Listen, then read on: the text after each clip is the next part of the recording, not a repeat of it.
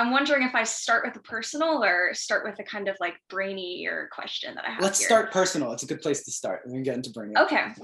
So do you just want to talk about how you navigated coming to an understanding of your faith that felt sufficiently yours and not just an extension of your family's and what your parents taught you as you were growing up? Yeah, I fell off with spirituality in church really hard in my teens when like the mental illness really hit. My family was my mom. She took us on a mission trip when I was 8 and my brother was 10. So she took us out of school and then we went to like Cairo and worked in like garbage village with like disabled kids that were like my age, looked like me, but just no legs or whatever. And then like also in the red light district in Amsterdam. So that was our kickoff into like a very radical missionary Christian experience that lasted for a long time. We ended up like living in a home that was like a halfway house, but a little more personal. So it was like our family lived there, and then also just like people off the street, people from like sex trafficking and coming off of like homelessness in Toronto and drug use and all sorts of different disordered lives. Like we would just house them and feed them and kind of treat them like family and just live with them. And that was just, we just did that. So that's most of how I grew up. That's kind of the biggest swath of most like intimate missionary experience, because we got addicted to this sensation of just like, if we have a spare room in our house and there's someone who doesn't have a room, we can just have anyone. And my mom was just, we got really passionate and fearless about just having people and trying to really directly help people. So that was That's extremely cool, just for the record. I mean, well, that to me is like, I mean, I'm sure that led to a lot of complicated things for you, but just in principle, like that's so much more than many. It's not the missionary tourism thing. Like it's for sure.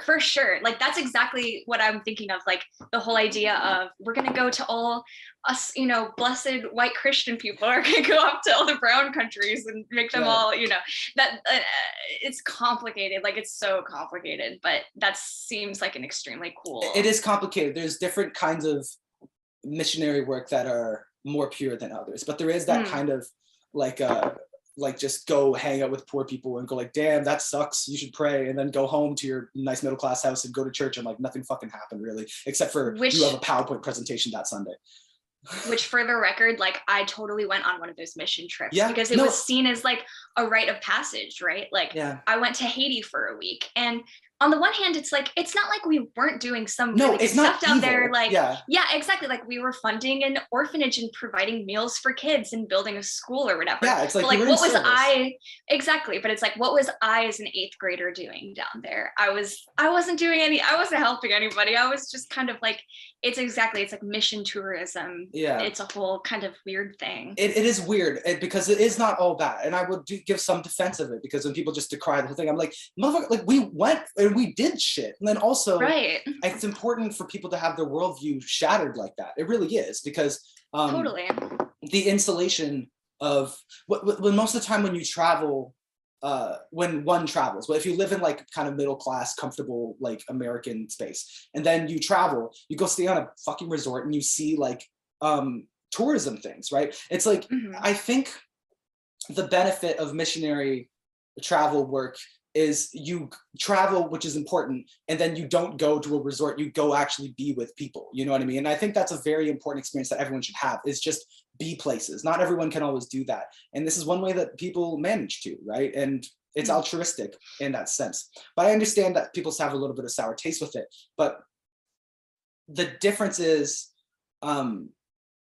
having like a directionality and commitment to your service. You know what I mean? Just like knowing what you're doing and not just going on a mission trip to do something. It's very important to me, I think, people knowing why they do what they do and being focused with it, right? So I am, you know, I'm proud to like be from the family that I did, because we did such crazy, intimate, real missionary work. But as you might know, coming from a pastor's home, like living in intense ministry, there's such bad burnout. Like so my parents, like my mother married someone that was homeless doing missionary work, and we were like, oh my god, exactly. And so she married anyways, but that their marriage, that's my stepfather, but their marriage dissolved because we couldn't take care of our own family. We were so busy taking care of other people, you know? And so that happened around the same time the mental illness really started to hit for me. And I started like self-harming and just became a different kind of person mood-wise. And so those two things combined, like we got out of ministry as a family at the same time that I personally was like, I've been here, like I've been going to this thing. I've been going to like the youth, like summer camps, the weekends where it's all intense and worshipy. Like I've done it all. I've been here and we've lived it, and it's ended for what? Like I'm just in pain. Like it's not fixed anything. It's not giving me anything. I can't, like I'm not feeling this reality that we're performing. And so I fell hard out of it. And it took me until I was, I think 18 to set foot kind of in a church again. Not set foot, but like, because I would go to youth groups. I still have friends from church. I still have loads of friends from churches and stuff like that. But it took me till the age of 18 to start kind of going to a church. And I would go high, like on Molly, like having not slept all night. Like I was still wild, but I just found a compelling church in my community and a compelling pastor who's still a very dear friend of mine. And that's the church I ended up working at it actually as a worship leader for a year. Like, but even in that, like it took me till I was 22, I think. I really kind of had my personal spiritual transformation that was like, okay, like I'm Christian, I am, you know what I mean? Yeah, totally. That's very, it's interesting because like, just to give you context for where I'm at with that I was going to ask, yeah, please. So I'm probably more like teenage you than current you because my whole kind of serious falling out came a little bit later. So I was diagnosed with an autoimmune disease when I was 19. And so I was in college. And at the time, it didn't really, I mean, it was like scary, but it didn't really shake me that bad. I had like arthritis and muscle symptoms. So it was like I had chronic pain all of a sudden, but I was young and I had never really failed before. So I was just like, I'm gonna overcome this and I'm gonna do all the shit I want to do anyway. And like, I just kind of applied that mentality to it, muscled through college. I got into the law school I wanted to go to.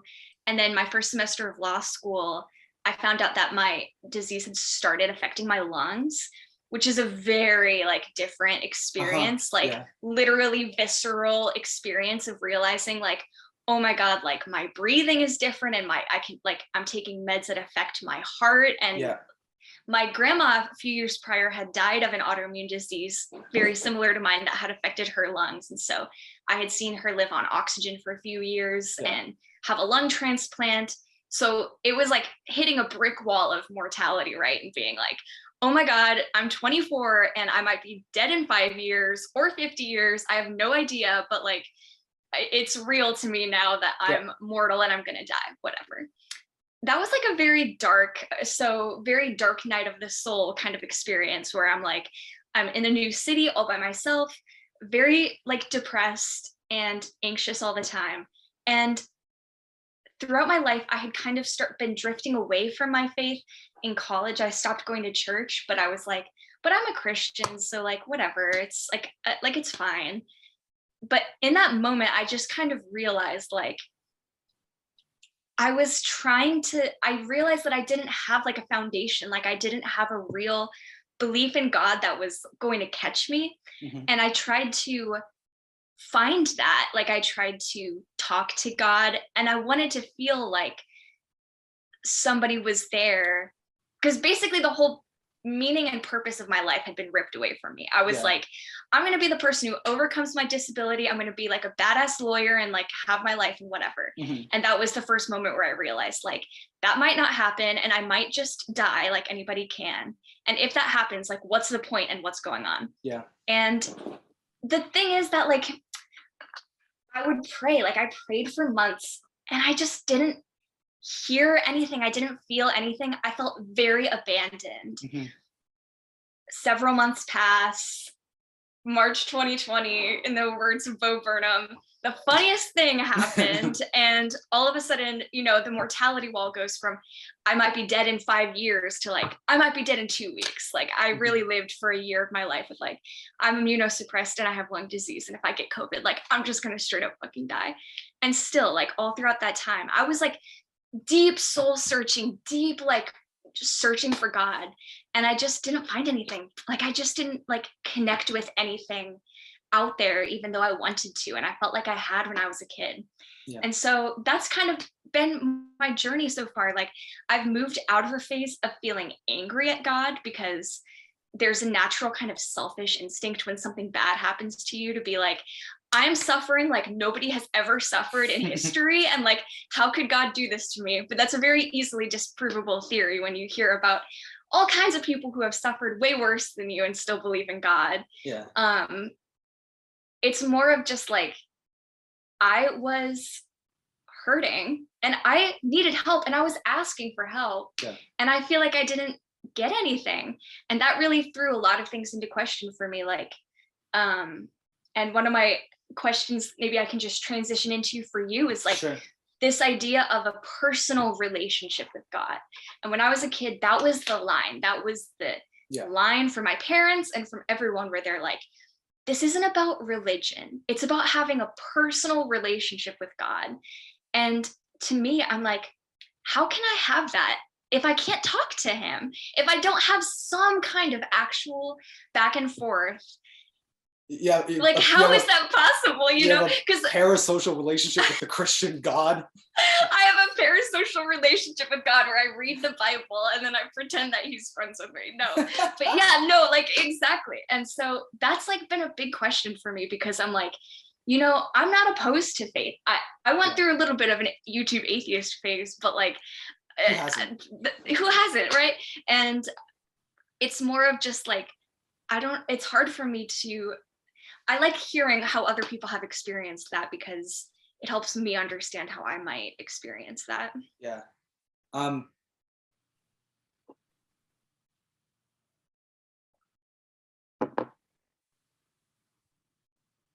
I had a similar experience when I was like 14 or something, at like one of those youth retreat camp things. Like everyone's going buck wild, stirring themselves up into a frenzy, and singing the Christian music and lead me to the cross, and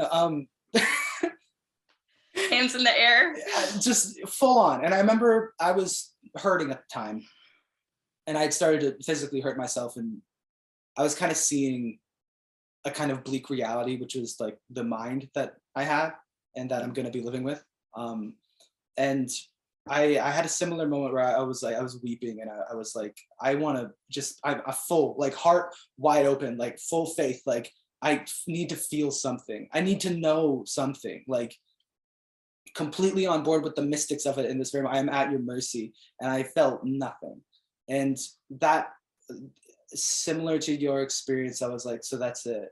Like, I'm like, so then I'm on my fucking own out here, and I'm gonna die, and what they told me was useful about this isn't even useful. It's just delusion. And I kind of stuck with that for a long time. And what changed my mind was, not change my mind, that's not the right way to articulate it. I ended up back in a church kind of just out of curiosity, because it was a cool church. Like it was just cool, and it was unique, and it was different. And I kind of was obnoxious, and I was kind of testing something, because I was going in and like being very loudly what I am. And I never really stopped being. The point I got to was, I was like, if God is God, then he can withstand me. You know what I mean? He can withstand everything. And if it breaks under that pressure, it's not God. I want nothing to do with it. If I have to lie for a second, it's not fucking worth it, because that's not God. And so that was like my thesis statement going back into church, and it was abrasive. But the truth is, I stuck with that, and I still have to this date. And he got to me. The form that takes is not how it was promised. It's a mix of things. Christianity is, as Joseph Campbell would put it, because I've been reading loads of Joseph Campbell, just research for the channel, my own things, and I like a lot of things he says. And oh God, this is gonna get so metaphysical. You want me to do it though? Go. Yes. Okay. So I've also been reading John Baudrillard, talking about simulation and simulacrum and all this. So the point that I've also been reading that. Really? Yeah. Wow. So the point being, he goes to painstaking ends to. Wait, why are you reading that?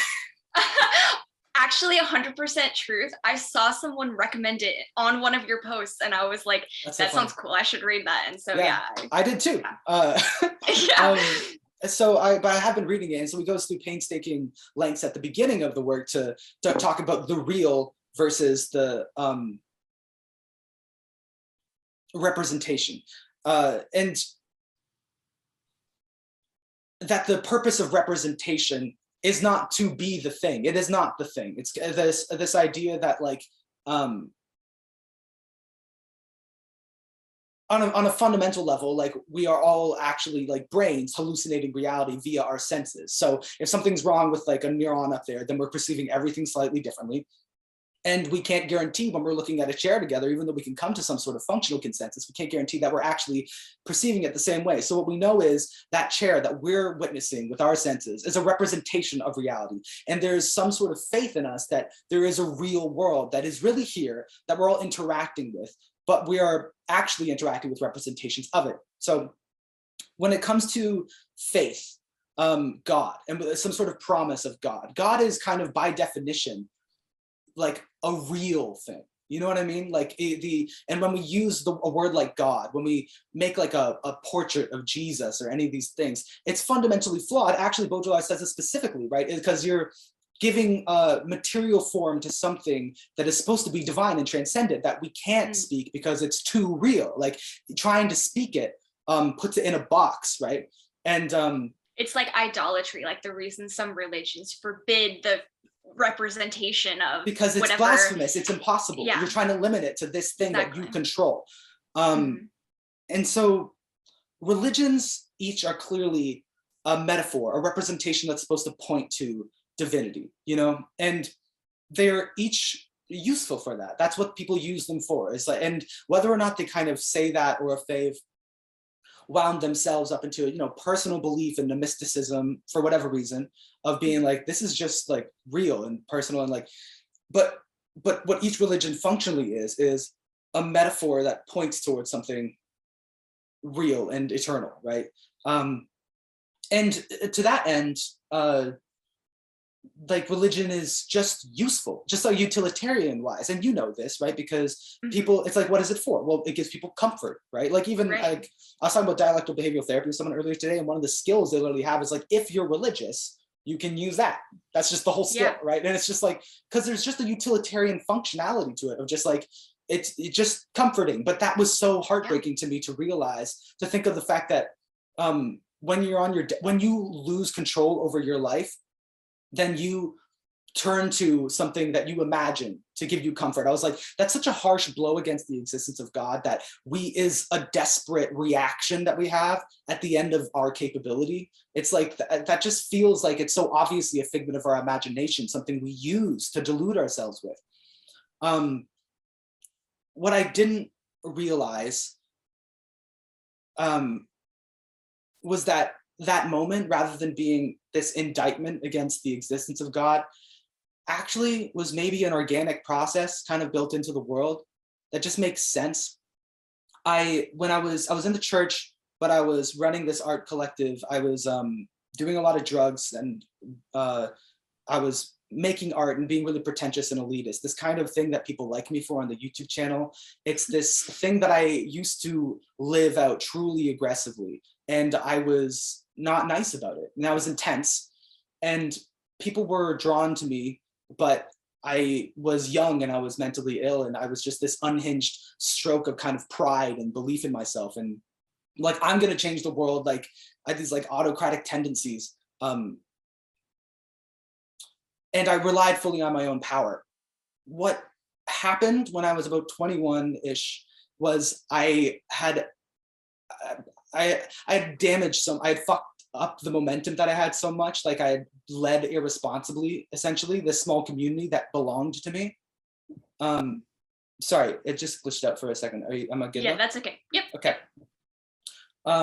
And people hated me for it. Like I was full on like localized, like canceled, known as like toxic, cut off by friends and friends and friends and friends. This is also a common BPD experience in general. But I lost what felt like everything. And the one thing that remained, which I didn't see coming, was the church. My church I was at still was there for me.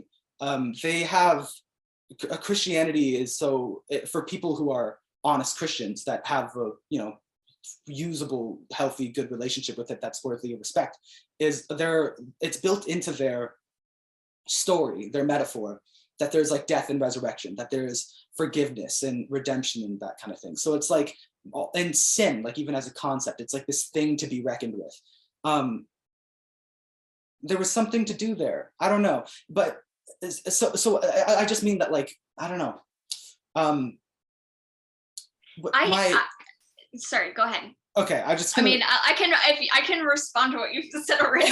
Like, I'm sorry. I guess I've been monologuing. No, it's okay. No, that's exactly what I asked for. I mean, like, I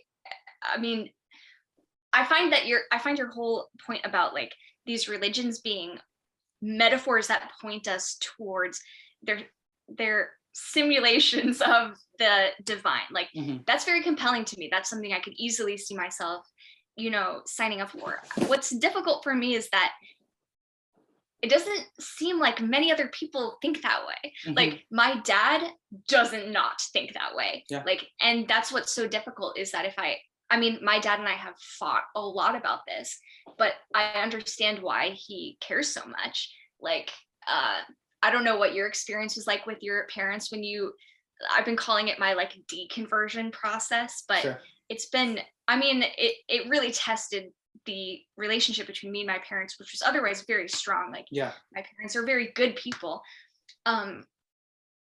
Because if I would say something like that to him, he would say, no, that's wrong. Jesus is the way, the truth, the life. The only way to the Father is through Jesus. And it's exclusive of all other beliefs, and it's exclusive of any other kind of way to get to the divinity. And that seems like that's like the, you know, one of the foundational that's it, theological doctrines. Churches don't go, we are a metaphor. Right, exactly. That's another thing, is like the Old Testament, for example, is a big intellectual thing for me, because I'm like, I can understand the Old Testament perfectly well as like an ancient culture's book of myths, which aren't founded in fact necessarily. Like, and we can pretty much tell that, like, for example, there wasn't a worldwide flood and Noah didn't get on an ark with all the animals. Like, that didn't actually happen. But there's, you know, the explanation of people living in the Middle Eastern region, like glaciers were melting because of the ice age. And so for them, it did feel like the whole world was flooding. Like, and so that makes sense to me. But you would be hard pressed to find a pastor who would go up on stage and say, like, now Noah probably didn't actually happen, because like I think people would freak out. I mean, because that's what's killing churches, transparently. That's why because anyone our age at this point that grew up in the church, like, you either go kind of like fanatic, full faith. I don't mean fanatic like mean. I mean like truly like mystical faith in the impossible, and you commit to that. Or you or me, or so many other people I know in the church that have just come to accept that, but you don't really say that in church. That's what's killing it, is because there's a reality that is approaching churches, which the reality, I mean, it's an obvious long story, but it's science, right? It's like, okay, so this is their understanding of the world. It's through ghosts and gods and stuff like that. And that was a valid way to perceive reality. And then there's also another valid way, which is you can actually explain it. And this dialectic is ultimately where I am with religion. I can do the mystic thing, but to me, anything, like any miracle, I think there is also an explanation for it. I think it's true, right? I think that's true, but that doesn't make them not miracles, right? And it doesn't make it not God, right? If that's the life force of the universe. Like if it's like the laws of physics are miracles. Like what the fuck is the magic system of the reality we live in? I was like, that's incredible. The Big Bang, there's a miracle. That's God creating the universe. That is unreal, right? And then Christianity in particular, I appreciate because of Jesus and what he represents and what he taught. And something really important about Christianity as well. And I'm reading Joseph Campbell. I haven't done all of my other religions, like, and I can readily admit, you know, then maybe I'm just cheating, like copping out, just like. But the truth is, like, you know, this is my faith. This is what I was raised with. There's a truth that I've like felt and experienced and participated in. You know what I mean? So it's like I'm not gonna, you know, renounce religion because I've experienced. Well, I'm not going to renounce Christianity and Jesus because I've experienced something personal with it, and I'll get to that. But it's the Trinity, the idea of the Holy Trinity, like the Father, Son, Holy Spirit, like that idea suggests that before the universe was even created, like before God made anything manifest, he was already in community with himself. Like that's the purest, holiest form is community, and that it's essential. And I don't think Christianity is to be understood without community. I really don't think so. I don't think that you're supposed to sit in your room. I mean, I get it, like the kind of enlightenment maybe or whatever the fuck, but I don't think you experience like Jesus Christ. Like, I don't think you experience like heaven on earth on your own. I don't think that's how you're supposed to. We're supposed to live in community. And so my experience of like the reality of God was living in community that was deferring to God. And the utility of thinking about it as like a personal relationship is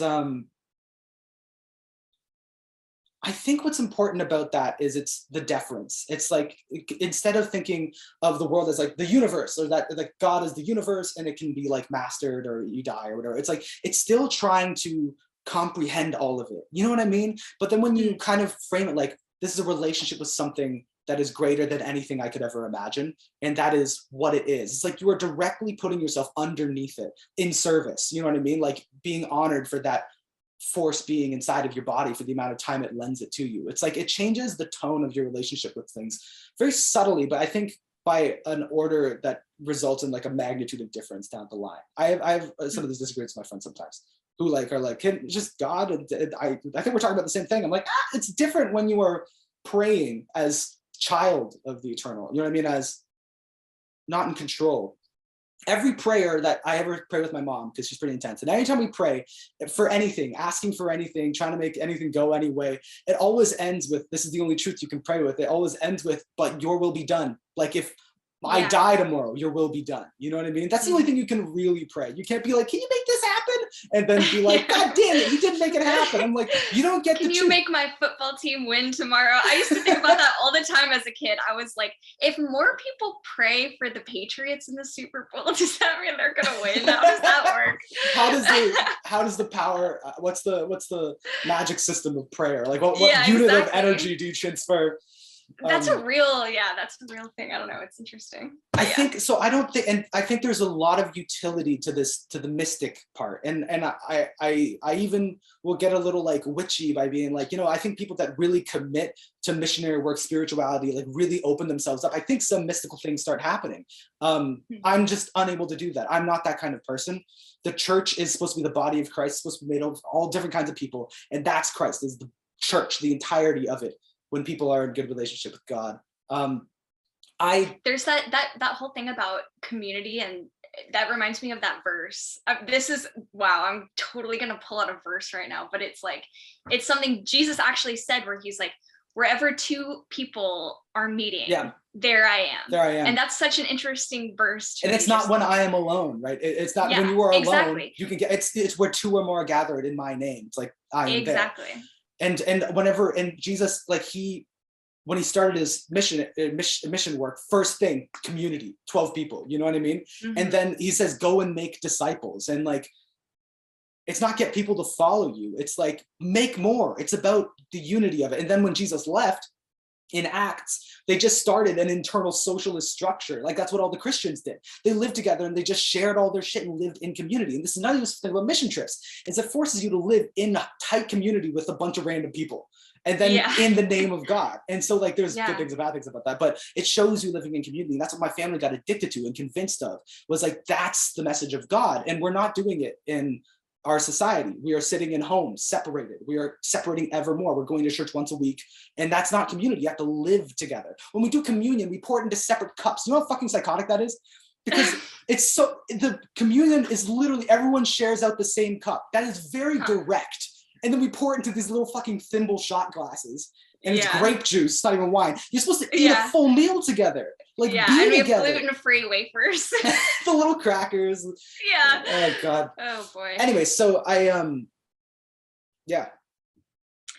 That's really provocative. So thank you. I'll be thinking about that for sure. Yeah, I think something my mother told me once is anytime you're running away from a false God, you're running towards a real God.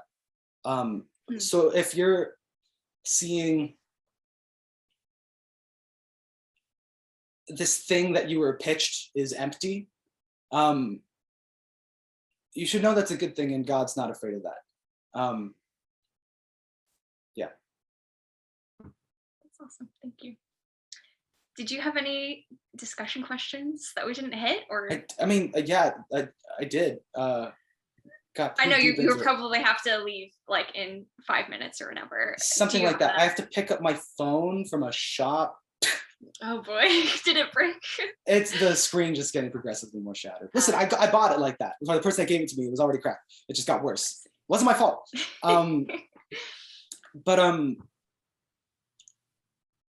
Yeah, I guess we kind of covered pretty much all of it. But it's. This is something we had already talked about, but I'm just curious. Did your mom kind of freak out when you like decided you were done with it? No, because my mom's a gangster. She dropped it. Actually, she dropped it when she realized kind of my life was at risk. That like it was like that was on the table with my mental health. And then she was like, so then that overcame everything else. She was like, so I don't give a fuck about whether or not you show up to church. I want you to live. I want you to be okay. Which again, there's another bit of like, when you come to worship the representation rather than real thing. Like when a mother loves her daughter, where do you think that comes from? Doesn't come from the enemy. It doesn't. It comes from God. And people talk about like honoring God's name, or like, glorifying God. They always say that. They always say glorifying God and glorifying Jesus. That's like our purpose. Even they'll say is just to worship. And it's like, so what does that look like? And it looks like every time we do this right now, you and me, like a genuine human interaction, like a spiritual, like an openness. It looks like every time you love someone, it looks like every time you take care of them, it tells you again and again, all it is giving and taking care and making things harmonious rather than unharmonious. And so regardless of whether or not you call that Christianity, that's the real thing that Christianity is trying to scream at you to look at, you know what I mean? So every moment should be like worship, you know what I mean, as much as possible. And sin is just like, sin isn't just a fucking like God created the universe and wrote a list of these 20 things that I don't like them. It's like it's ancient wisdom that says this corrupts the soul, this is bad for you, you know what I mean? Right. And it's to be unwound through love and relationship, not by condemnation and law setting, right? And so anyways, I think the whole thing is community, and that's the God that I encountered. I was like Jesus in little bits in every person that I was living with alongside, serving alongside. And learning to serve and make that my purpose in life rather than to accomplish and gain, was to provide something, and that it was my honor to do so. That's interesting, because the more I think about it, the more I feel like part of the reason that I feel or felt or still feel so wounded is because I felt really betrayed by my church community. Like when the pandemic hit, I got kicked out of my law school dorm, so I had to go home and live with my parents. And then I had to flee my parents' house because they decided to start having church again in person, like 2 months into the pandemic. Right. And I was like, this isn't safe for me. Like, I can't stay here. And I had to go live in someone's basement for like 4 months before I could find my own apartment. And I felt very injured by the church. I was like, and by a lot of people, because they live in a conservative place, who were like, fuck masks, and like, screw the disabled. And I was just like, what am I supposed to do with this? And I think it's interesting because that feels like one of the worst things a church, not that specifically, but like hurting its own members. That is really one of the worst things a church can do, because I felt like I still haven't been able to go back to my parents' church because I'm like, I just don't want to see these people. Like, I used to feel like they really cared about me, or they at least performed care about me as like the pastor's kid. And I felt like that trust had been really betrayed in some way. And so I was just kind of unable to like, especially because I felt like no one was going to recognize that they had done some harm to me. I was like, I don't know. It's like a very deep feeling, a very deep like hurt there. And I think that's the reason that people that are like expats from the church like are so they can be kind of bitter and intense. It's because it's not because they're bitter and intense. It's because you give your whole heart to this thing and you believe people when they say these things, and you look at these teachings and you're invested, like you care, like you're looking for love. And if it's hollow, that's devastating, and that makes it so much more worse than people that aren't claiming to be the hands and feet of God, right? Right. Yes, exactly. Totally. And because you have a real connection to this thing, right? Like like you going through your atheist phase, like what is that? That's like, what even is anger or like hostility? It's like, it's a tertiary emotion. That's like a reaction to hurt. And even hurt is like a reaction to having cared, having been vulnerable, you know what I mean? Having been sincere. And then it's hurt, and then you go atheist, and then you're angry, right? But it's like, that means it started with love, it started with care. Right. It's like, if you're angry at God, that means you still believe in him. Like, you still like have something to be angry at. Like, and like I said, at the end, like what I noticed is like when you rely on your own powers and you fuck it up, and then you end up praying. I'm like, that's kind of an organic process, because you realize at the end of me, something else begins. I think God is a little bit, like, logically, I've come to the point, inarguable, even if you want to add a million caveats of it being functional, or it's the universe, it's like our metaphor for all the things you can't control and the flow of time. I'm like, but it's there. Everyone's got to deal with that somehow. So I feel like everyone does have a relationship with God. People might use different words, but that doesn't change God. And then my words are Christianity, and my methodology has been Christianity, and I've found more love and truth and community. Not love. Not love? No, I don't know. Like, when I said more love and truth and community, I was like, I don't want to say that like I sit in my room and I pray and I feel love in my heart. You know what I mean? I know practically for me, that changed me from a person that took and would inadvertently destroy, into a person that serves and kind of understood their place in the world. I guess I'm puttering out a little bit, but the church, we all know that the current churches they're the Pharisees. Like, they fucked it. Right. We know that, right? And with that, your experience with your church, it's your church community should be the one that takes care of you, regardless of COVID laws, mandates, or whatever. Your church or your own family should be the ones that sacrifice and ensure your safety. Yeah. What a year. What a pandemic year, indeed. Yeah, honestly. It's been a long year. It has, that's for sure. I guess I do have to go. Okay. Thank you so much. This was super cool. And I think you're super smart. I enjoy hearing your take on this whole thing. Thanks, Beck. It was really nice to meet you. Yeah, nice to meet you too. You can DM me on Patreon if you want to talk more about all this stuff. Okay, cool.